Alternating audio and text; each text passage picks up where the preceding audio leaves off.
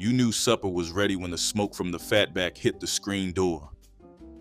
Half the dishes that sat on a black family's table in the 1960s would never survive the century, not because they stopped tasting good, because the world that made them vanished. The gardens got paved. The grandmothers who never measured a thing left this earth and took the knowledge with them. The fruit behind number 19 grows wild across the South, and most people walk past it every fall. Number 4 came from a freshly killed hog, and what went into the pan would clear a modern kitchen. And number 12 crawled along the ground at the edge of a dirt road, and you needed scratched arms and stained fingers to earn the cobbler it made. Hit subscribe, because this list is not coming from a cookbook. Here are 30 African American foods from the 1960s they will never serve again. Number 30, ash hoe cake. Before there was an oven in the house, there was a fireplace and a flat piece of iron. Cornmeal was mixed with water and a pinch of salt, shaped flat by hand and laid on a hoe blade or a hearthstone propped against the coals. The bottom charred where it touched the iron. The top stayed pale and steaming. The flavor was raw corn and wood smoke, gritty from the ash that clung to the crust. Ash hoe cake was field food, carried in a cloth to the row where a man worked until dark. By the 1960s, the fireplace had already given way to the gas stove, and the last generation that baked bread in the coals was watching their grandchildren heat the oven with a dial. Number 29, fried fatback. A slab of fatback was the cheapest cut at the butcher counter. Solid pork fat with a thin ribbon of meat along one edge, sliced thick, fried in its own grease until the outside cracked and curled. Families who could not afford ham or bacon put fried fatback on the plate where the meat was supposed to go. It sat next to the greens. It sat next to the beans. It was the protein. The rendered fat went into a jar on the back of the stove and seasoned every meal that followed. Children ate the crispy edges first, breaking them off with their fingers before the rest of the slab cooled. When doctors started warning about saturated fat in the 1970s, fatback was the first thing to leave the plate. The jar stayed on the stove a while longer, but eventually that went too. Number 28, watermelon rind pickles. After the red flesh was eaten, the rind was peeled, cubed, and soaked in salted water overnight. The next morning it was boiled until tender, then simmered in a syrup of vinegar, sugar, cinnamon, cloves, and allspice until the pieces turned translucent and the kitchen smelled like a spice cabinet left open in the heat. Watermelon rind pickles were sweet, tangy, and firm enough to hold their shape on a fork.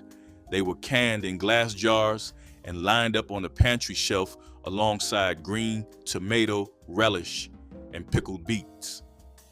A family that ate watermelon all summer could put up enough rind pickles to last until the following June.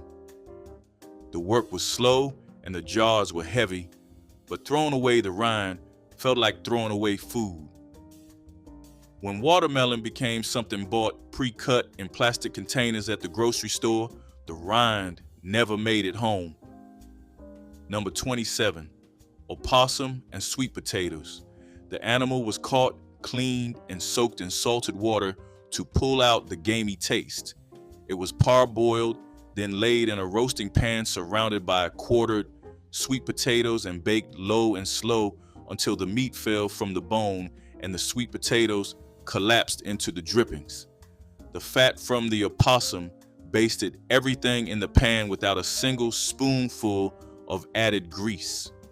Opossum was served at holiday tables and special suppers in rural communities across the Deep South. The men who trapped them knew the difference between a corn-fed opossum and one that had been eating garbage, and they only brought home the right kind. When families moved into cities and the younger generation saw the animal as a pest rather than a meal, the roasting pan stayed in the cabinet. Number 26, fried cornmeal mush. Cornmeal was stirred into boiling salted water and cooked until it thickened into a dense porridge. The hot mush was poured into a loaf pan and left in the icebox overnight until it set solid enough to slice. The next morning, the slices were fried in bacon drippings until both sides turned golden and crisp while the center stayed soft and warm. Fried mush was eaten at breakfast with syrup poured over the top or alongside fried eggs and salt pork. It cost almost nothing to make and filled the stomach for hours. The women who cooked it made the porridge thick enough to hold its shape when sliced and thin enough not to crack in the skillet. When boxed cereal and instant oatmeal took over the morning table, nobody stood at the stove stirring cornmeal anymore. Number 25, clabber. Raw whole milk was left in a covered crock at room temperature until the natural bacteria turned it thick and sour, somewhere between yogurt and soft cheese. Clabber was eaten from a bowl with a spoon, sometimes sprinkled with sugar or nutmeg, sometimes with cornbread crumbled into it. The taste was tangy and rich, nothing like the flat sourness of store-bought buttermilk. Families who kept a cow had clabber on the table almost every day. It required no cooking and no preparation beyond patience and clean milk. When pasteurization became standard and raw milk disappeared from the kitchen, the crock stopped working the way it always had. Pasteurized milk does not clabber, it just spoils. Number 24, smothered cabbage with ham hocks. A head of cabbage was quartered and laid in a heavy pot on top of smoked ham hocks that had already been simmering for an hour. The pot was covered tight and left on low heat until the cabbage wilted into the pork broth and turned soft and translucent, soaked through with smoke and salt. The ham hocks gave up their meat in shreds, and the cabbage absorbed everything the bone released. A head of cabbage fed a full table for almost nothing, and the broth left at the bottom was sopped up with cornbread or drunk from the bowl. When pre-shredded coleslaw mix replaced the whole head and smoked ham hocks disappeared from the meat case, the smothered pot lost both its ingredients at the same time. Number 23, skillet corn. Fresh ears were shucked and held over a bowl while a knife stripped the kernels from the cob. Then the flat of the blade scraped the bare cob to release the milk trapped inside the rows. Kernels and milk went into a hot skillet with butter or bacon drippings and cooked slowly, stirred and pressed until the corn thickened into something between a side dish and a pudding. The flavor was sweet and full in a way no canned corn could approach. Skillet corn required corn picked that morning from the garden row. When the garden was gone, the corn came from a can, and the milk that made the dish was never inside it. Number 22, chitlin dumplings. Chitterlings were cleaned, a process that took hours, and filled the house with the smell that announced itself through closed doors. Once boiled until tender, the chitlins were chopped into small pieces and folded into a simple dumpling dough made from flour, water, and a little lard. The dumplings were dropped by spoonfuls into the simmering broth left from the chitterling boil. They puffed and turned soft in the rich, heavy liquid, and each one carried a piece of chitlin inside. The dish stretched a modest amount of chitterlings into a full meal that went further than the chitlins alone. When fewer people were willing to spend a morning cleaning intestines, the dumpling disappeared along with the patience it required. Number 21, stewed squirrel. Squirrel was hunted the same way it had been for generations. A man sat against a tree at dawn with a rifle and waited. The squirrels were skinned, cleaned, and jointed, then browned in a skillet and transferred to a pot with onions, potatoes, and water. The stew simmered until the small bones released their meat. The flavor was darker than chicken, lighter than venison, with a sweetness from the fat just under the skin. Squirrel stew fed families through fall without costing a cent beyond a bullet. Boys learned to hunt squirrels before they learned to drive. When subdivisions replaced the woods, the hunting stopped. The stew became something most people only heard about from the generation before them. Number 20, cow tongue. A whole beef tongue was boiled for several hours until the thick outer skin could be peeled away in one piece. What remained was tender, fine-grained meat that sliced thin and clean. Families served it cold with mustard or hot with gravy over rice. The tongue was large, enough to feed a full table, and it cost a fraction of what a roast or a steak would run. The texture put some people off.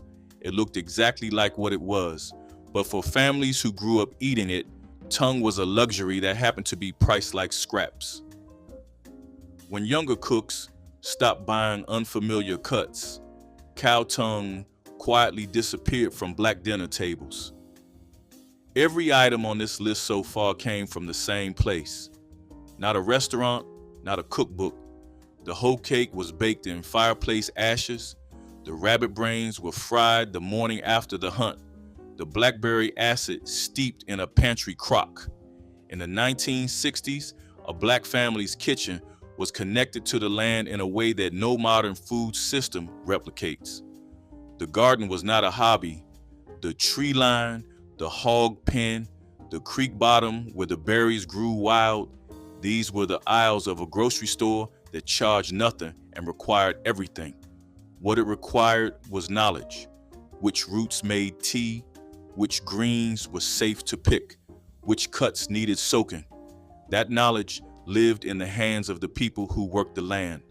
When those families moved to cities, they carried the recipes but lost the source.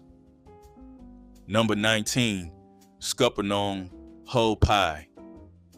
The scuppernong is a wild muscadine grape native to the American South, growing on thick vines that draped over fence rows, porches, and homemade arbors from Virginia to the Gulf Coast. The grapes were large, round, and bronze-skinned, with a musky sweetness unlike any table grape sold in a store.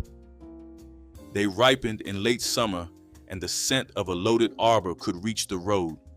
Black families harvested scuppernongs by the bucketful, and the hulls, the thick skins most people spit out, were the basis of a pie that existed nowhere else in American cooking. The hulls were boiled until soft, then mixed with sugar, butter, and juice into a filling poured into a plain crust. The pie came out with a flavor somewhere between grape jam and custard, with a faint wild tang underneath.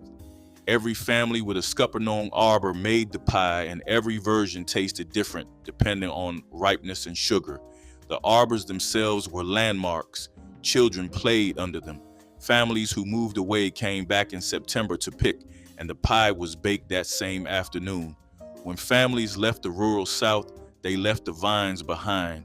Scuppernong bruise easily and ferment within days of picking. They could not be found at a northern grocery store. The pie required the vine, and the vine required the land, and the land was the one thing the Great Migration could not carry north. The backyard arbor draped over a wooden frame, and the pie that came out of the oven the same evening the grapes were picked belonged to a place most of the next generation never knew. Number 18, persimmon pudding. Wild persimmons were gathered after the first hard frost, when the fruit turned soft and the pucker left the flesh. The pulp was pushed through a colander to remove the seeds and skin, then mixed with eggs, milk, sugar, and flour into a thick batter. It baked slowly until the top set firm and the inside stayed dense and custardy, dark as molasses and twice as rich. Persimmon pudding tasted like fall distilled into a single dish, smoky, sweet, and heavy, with a flavor no other fruit could replicate. The trick was knowing when to pick. A persimmon taken too early would twist the mouth shut with astringency so fierce it felt like chewing cotton. Families who made the pudding marked the trees in summer, and checked them after every frost. When the old orchards were cleared and the wild trees along the creek were cut for firewood, the fruit stopped showing up in the kitchen. Number 17, parched peanuts. Raw peanuts in the shell were spread in a cast iron skillet and roasted slowly over low heat, turned by hand with a wooden spoon until the shells darkened and the kitchen filled with a toasted, earthy smell. The flavor was deeper and drier than commercial roasted peanuts, with a faint smokiness from the iron and the slow heat. Parching peanuts was an evening activity done on the porch or beside the fire while somebody told a story and somebody else shelled them as fast as they came out of the pan. The warm shells cracked between thumb and forefinger, and the nut inside was still hot enough to sting. When bags of roasted peanuts appeared on every store shelf for loose change, the skillet went cold and the evening ritual went with it. Number 16, molasses stack cake. Thin layers of gingerbread light cake were baked one at a time in a cast iron skillet, each round no thicker than a finger. Cooked dried apples were spread between the layers, and the whole stack was wrapped in cloth and left to sit for days while the apple filling softened the cake and the flavors merged into one dense, moist block. A proper stack cake had 6 or 7 layers and stood tall enough to cut at the table like a centerpiece.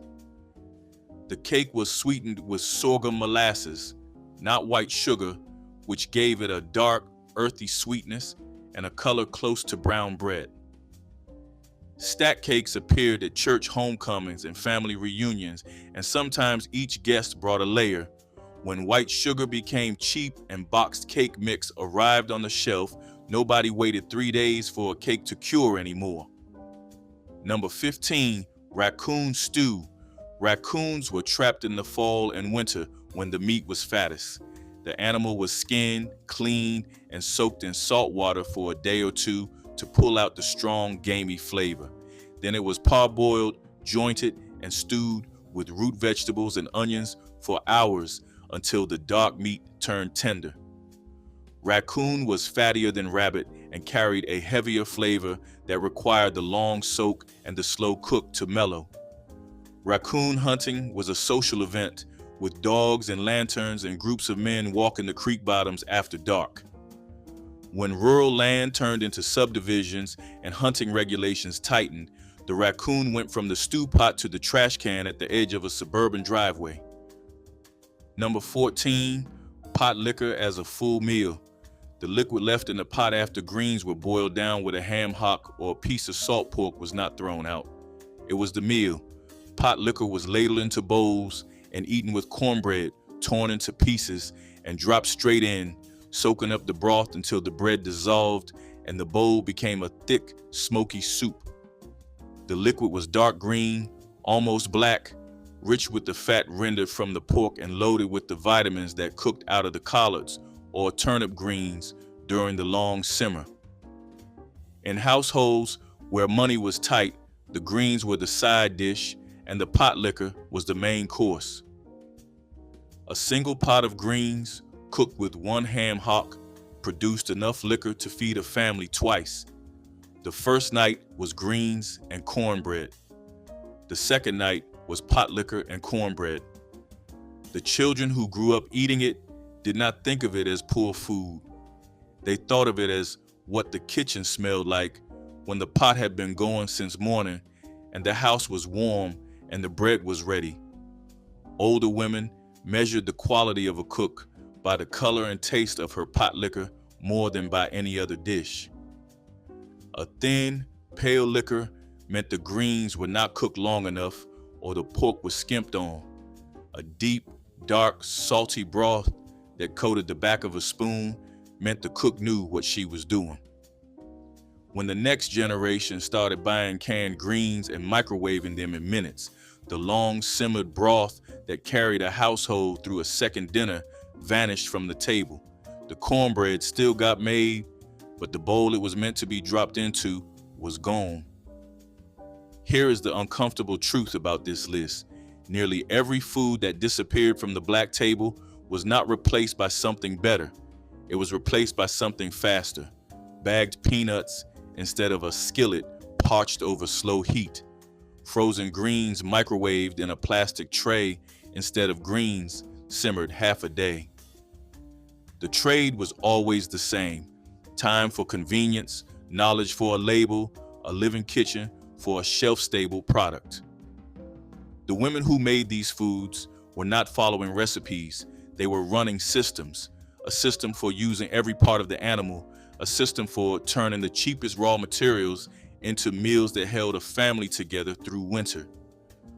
When the systems collapsed, no one mourned them individually. The canning jars emptied, then the garden shrank. Each one took a piece of the kitchen with it, and nobody noticed until the table tasted like something bought instead of something made. Number 13, fried fish roe. In the spring, when catfish and other freshwater fish were full of eggs, the roe sacks were carefully removed during cleaning and saved. The roe was dredged in cornmeal, seasoned with salt and pepper, and fried in a hot skillet until the outside turned crisp. The inside stayed soft and rich, with a briny mineral flavor completely unlike the fish it came from. Fried roe was a seasonal dish tied to the spring spawn. Families who fished their own ponds and creeks considered it one of the finest things the water could offer. When families stopped fishing for their meals, the roe went back into the water with the offal. Number 12, dewberry cobbler. Dewberry vines crawled along the ground at the edges of fields and dirt roads across the South. The berries ripened dark in late spring, earlier than blackberries, and were gathered by hand from low tangles of thorny vine that left arms scratched and fingers stained. The berries were tossed with sugar in a baking dish, covered with spoonfuls of biscuit dough, and baked until the crust turned golden and the juice ran thick and dark around the edges. Dewberry cobbler carried a sharpness and a wildness that no cultivated berry could match. When roadsides were mowed flat and field margins sprayed, the vines went under and the cobbler went with them. Number 11, mulberry cobbler. Mulberry trees grew along fence lines and at the edges of fields across the southern landscape. The berries ripened to dark purple in early summer and stained everything they touched. Children climbed the branches and ate them by the handful, coming home with purple fingers and teeth. The surplus went into a cobbler, berries sweetened in a baking dish, topped with spoonfuls of biscuit dough and baked until the crust browned and the juice bubbled through the seams. The flavor was tart and deep, with a wildness that cultivated berries could not match. Mulberries bruised on contact and fermented within a day of picking. They could not be sold or stored. The cobbler existed only because the tree was close enough to reach before the fruit turned. Number 10, vinegar pie. When lemons were too expensive or too far away, vinegar stood in.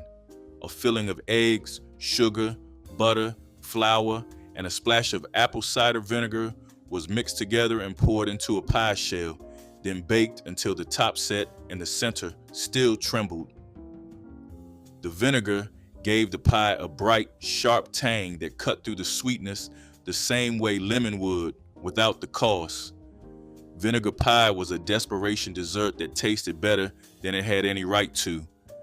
Families served it at Sunday dinner, and nobody at the table felt shortchanged. When fresh citrus became available year-round at every grocery store, the reason for the pie disappeared and the recipe went with it. Number 9, salt pork and sawmill gravy. A thick slab of salt pork was sliced thin, soaked to pull some of the salt out, and fried in a skillet until the edges crisped and the fat rendered into the pan. Flour was stirred into the hot drippings and cooked until it browned, Then, milk was added slowly while scraping the bottom of the skillet to pull up every browned bit. The gravy came together thick, peppery, and flecked with crispy pork. It was poured over split biscuits and eaten with a fork and knife, the gravy soaking through the bread until the plate had to be wiped clean. Salt pork and gravy was the weekday breakfast that kept field hands working until noon without stopping. When bacon replaced salt pork in the meat case and breakfast shifted to something eaten in the car, the skillet went cold. Number 8, wild rabbit stew. Rabbit was hunted across the rural South, skinned, cleaned, and jointed like a chicken. The pieces were browned in a hot skillet, then transferred to a pot with onions, potatoes, and enough water to cover. The stew simmered for hours until the meat was tender enough to pull from the bone with a fork. The flavor was milder than chicken, but leaner, with a faint gaminess that deepened the longer it cooked. Boys learned to set snares and run trap lines from their fathers.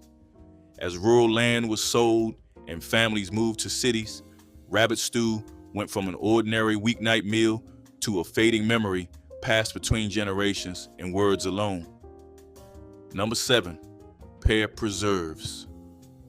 A backyard pear tree dropping fruit faster than anyone could eat it meant a week of canning. Hard cooking pears were peeled, cored, and simmered in sugar syrup with a little lemon juice until the slices turned amber and the syrup thickened enough to coat a spoon. The jars were sealed and stored in the root cellar or the back of the pantry, pulled out in January when nothing fresh grew and the table needed something sweet. Pear preserves were spread on biscuits, spooned over pancakes, and eaten straight from the jar by children who could reach the shelf. The preserves tasted of the tree they came from, and every yard had a different variety. When the old trees died and the yards were paved over or fenced in, the fruit stopped falling and the jars stopped being filled. Number 6, chow chow. Every fall, the last vegetables in the garden were pulled and chopped together. Green tomatoes, cabbage, onions, peppers, whatever was left before the frost took it. The chopped vegetables were mixed with vinegar, sugar, mustard seed, and turmeric, then canned in jars that lined the pantry wall in rows. Chow chow was a relish, a condiment, and a side dish all at once. It was spooned over pinto beans, piled onto cornbread, and served alongside every cut of pork the kitchen produced. The tang of the vinegar and the crunch of the vegetables brightened plates that were otherwise heavy with starch and fat. Making chow chow was the final act of the growing season, the moment when the garden was emptied and the pantry was filled. When families stopped keeping gardens and the vegetables came from the canned goods aisle instead of the backyard, the jars of chow chow disappeared from the shelf. Number 5, lye hominy. Dried corn kernels were soaked in a solution of water and wood ash, lye until the hulls loosened and slipped off, and the kernels swelled to twice their size. The hominy was rinsed in many changes of water to wash away the lye, then boiled until tender. It was served in a bowl with butter and salt or fried in a skillet the next morning with bacon drippings until the outside crisped. Lye hominy had a dense, chewy texture and a flavor deeper and more complex than plain corn. The lye process unlocking nutrients that the raw kernel kept locked away. Making it took days of soaking and rinsing and a knowledge of wood ash chemistry that was learned by watching, not by reading. The wrong lye concentration could ruin a whole batch or make it unsafe to eat. When canned hominy appeared on the grocery shelf, pre-processed and ready to heat, the ash hopper behind the house went cold, and the old method of turning corn into something the body could fully use was forgotten. Number 4, blood pudding. On hog killing day, when the throat was cut, someone stood beneath with a basin to catch the blood before it hit the ground. The blood was stirred immediately to keep it from clotting, then cooked with cornmeal, onions, sage, salt, and pepper into a thick pudding that was poured into pans and sliced when cool. The flavor was iron-rich and savory, heavy enough to be a meal on its own. Blood pudding was eaten the day the hog was killed or the day after because it did not keep. The dish required a live hog, a sharp knife, and the willingness to stand in cold November air with a basin. When commercial slaughterhouses replaced home slaughter, the blood went down the drain and the pudding had no ingredient left. Number 3, stewed pigeon. In cities across the South and in great migration destinations like Chicago and Philadelphia, pigeons were caught on rooftops and under bridges. The birds were plucked, cleaned, and stewed slowly with root vegetables until the dark meat turned tender. Pigeon was gamier than chicken, with a deeper mineral quality that responded well to long cooking. Catching and eating pigeons was ordinary in urban black communities. The birds were free and required nothing more than a box trap. As cities grew and public health campaigns reframed pigeons as pests, the practice faded from view. The birds are still on every city ledge. The people who once saw dinner when they looked up now see something else entirely. Number 2, dried field peas from saved seed. Black-eyed peas, crowder peas, lady peas, sea island red peas. A family's winter pantry held cloth sacks of field peas grown in the garden, harvested dry on the vine and shelled by hand on the porch. The peas were stored without refrigeration and cooked by the potful with salt pork and onion and water. A single pot with cornbread fed a household for 2 days. The variety a family grew was a matter of heritage. Seeds were saved year to year and passed between relatives. Sea island red peas, a variety with roots in West Africa, were grown almost exclusively by Gula families. When commercial frozen and canned peas replaced the dry ones, the saved seed lines began to break. The specific pea your grandmother grew may no longer exist. Number 1, the garden itself. This is not a single food. It is the source of nearly everything on this list. In the 1960s, a kitchen garden behind a black family's house was not a luxury.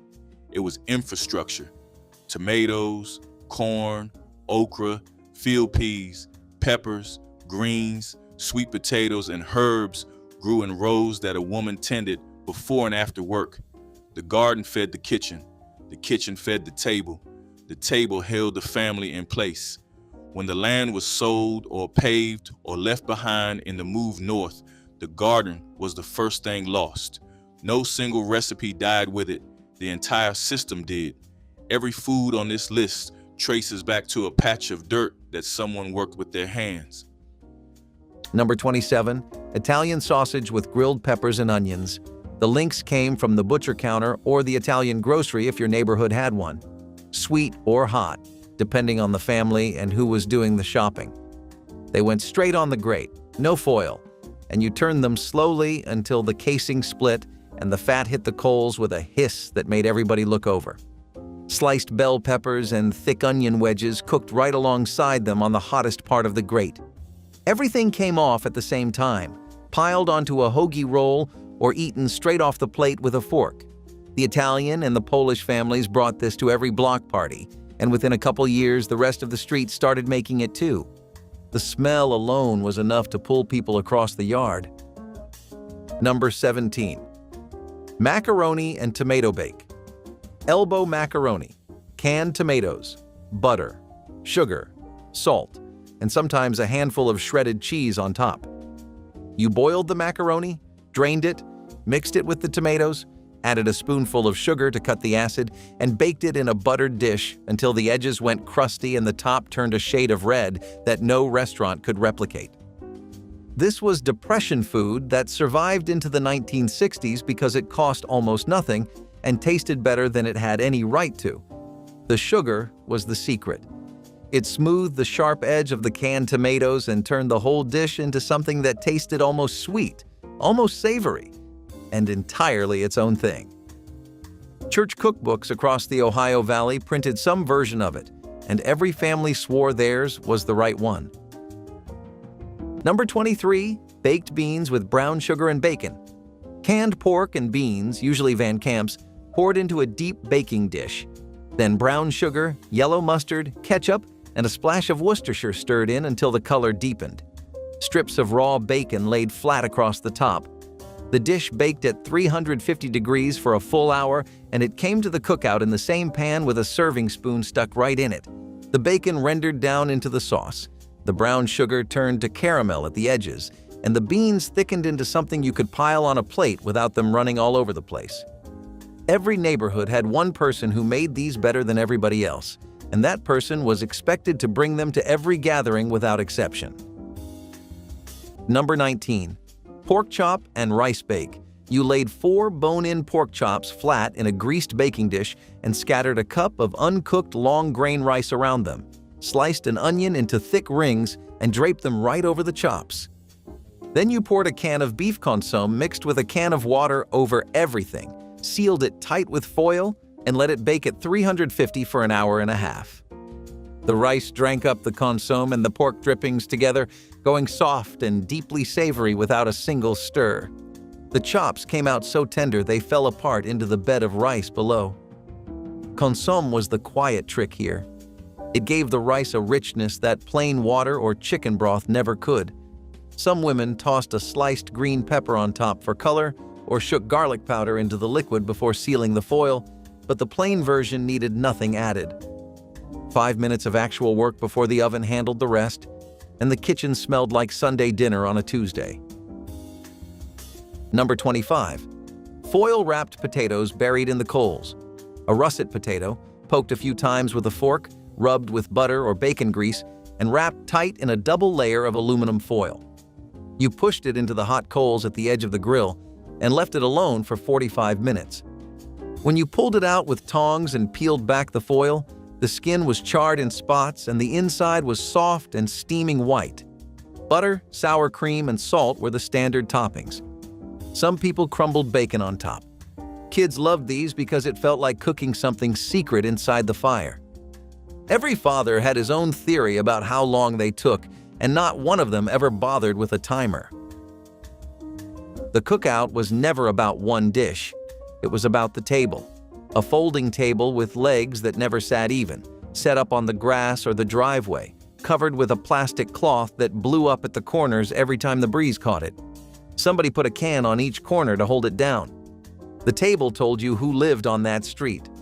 A casserole from the Baptist family, a sausage dish from the house with the Italian grandmother, a bowl of something nobody could name from the couple who had just moved in from up north.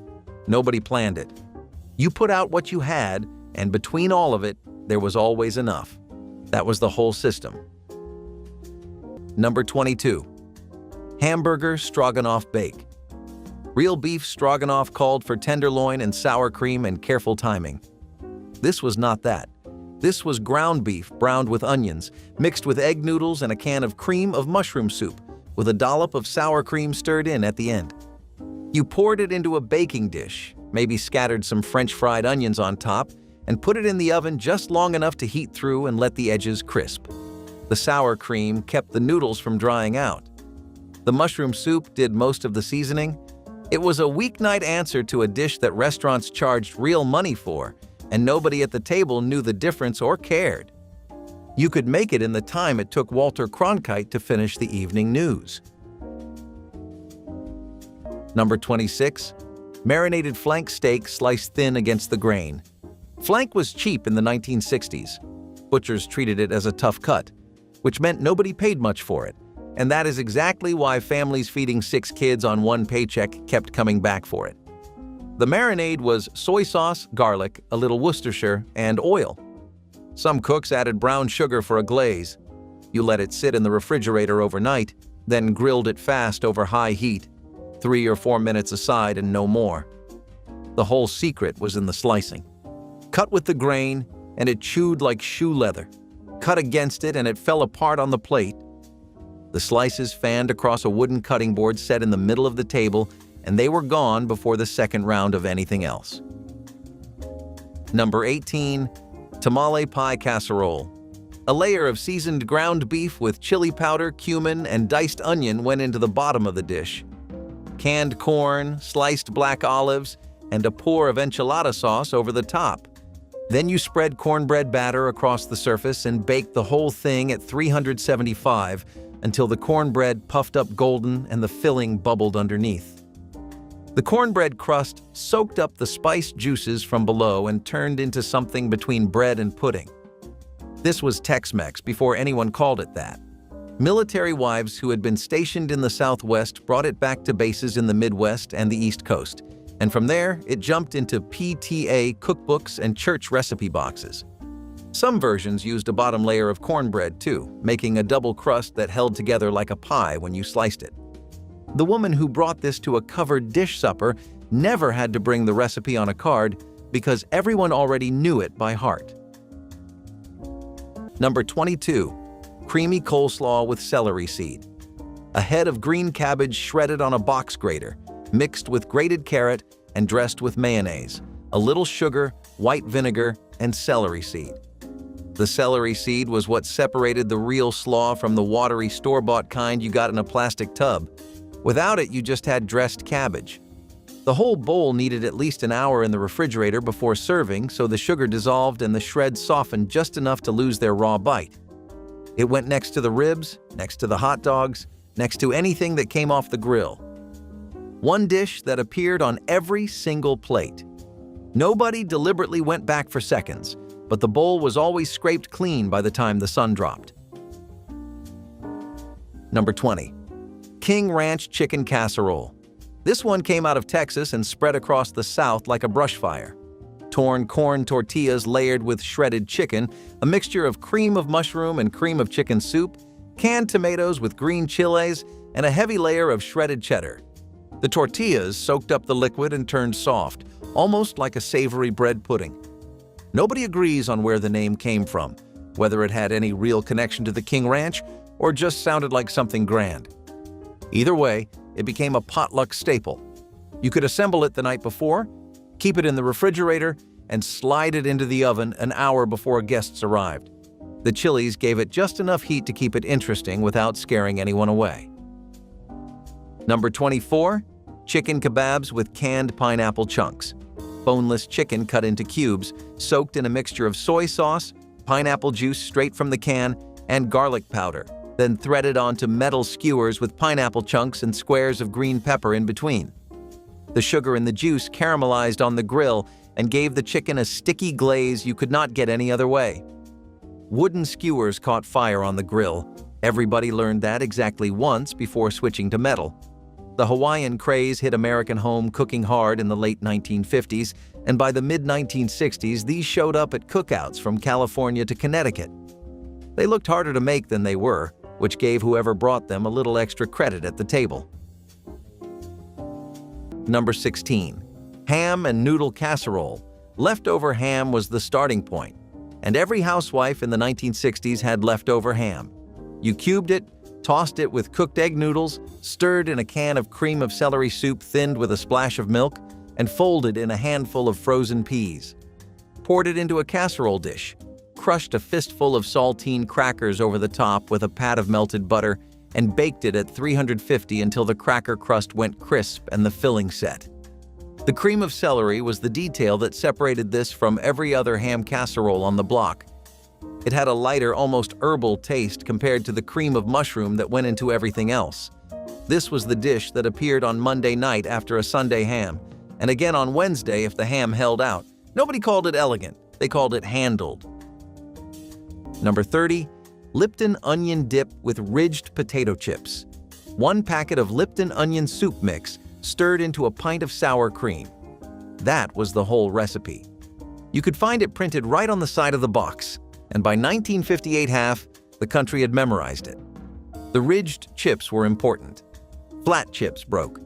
You needed something sturdy enough to hold a thick scoop without folding over in your hand. This showed up at every cookout from Memorial Day through September, and it was always the first thing gone. The bowl sat on the folding table next to the paper plates, and kids went through it before the meat was off the grill. It cost about 30 cents to make. Nobody ever tried to improve it because nothing needed improving. Number 21. Green bean bake. Not the version on the back of the French fried onion can. The homemade one, the one your mother made before the printed recipe ever existed.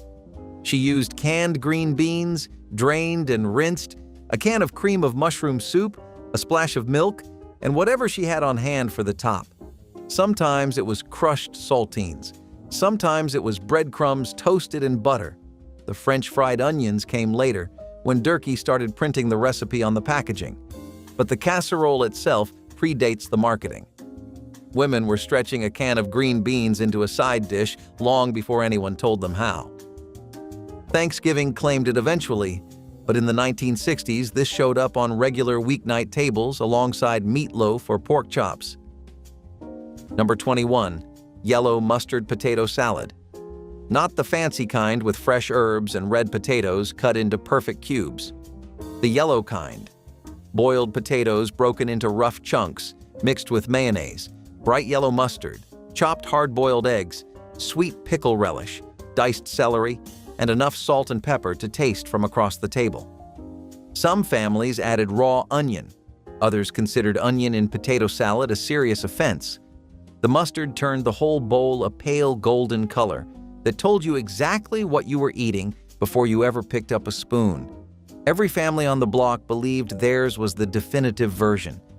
The only real argument was whether you served it cold or let it come to room temperature. Both sides had strong feelings and neither was going to move. Number 15.